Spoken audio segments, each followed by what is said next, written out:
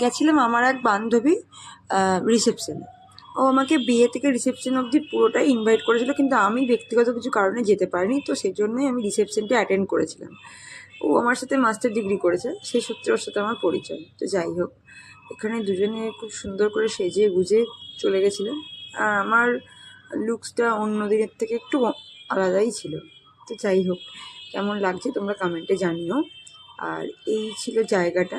এখানে আর কি mainly starter mocktail কাউন্টারগুলো রয়েছে। বাবা একটা আমপান্না সামথিং এরকম কিছু একটা এনেছিল।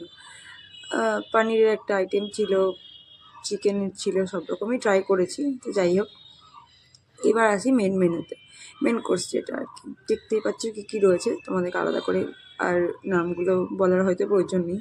এটা হচ্ছে টস চিকেন, ভালোই লেগেছে। প্রত্যেকটা আইটেম ছিল খুব সুন্দর, আর আমারও বেশ ভালোই লেগেছে। আর সব কিছুই ওভারঅল খুব সুন্দর ছিল, দেখতে পাচ্ছ। আর মেনুগুলো না খুব সুন্দর করেছিল। এটা জাফরানি পোলাও, তার সাথে ছিল মাটন। তো একটা আলাদাই আবেগ, সুন্দর করে মাখিয়ে একটু গুছিয়ে খাওয়ার যে একটা ব্যাপার থাকে, সেজে গুজিয়ে গিয়ে সুন্দর করে ছবি তুলে একদম ফুল অফ স্যাটিসফ্যাকশন যেটাকে বলে। তো যাই হোক, তোমাদের ভিডিওগুলো কেমন লাগছে জানিও। আর চ্যানেলটা ভালো লাগলে কিন্তু সাবস্ক্রাইব করে লাইক কমেন্ট করো, আর ভালো লাগলে শেয়ার করে দিও। তারপর খেয়ে এবার ফিরে আসার পালা।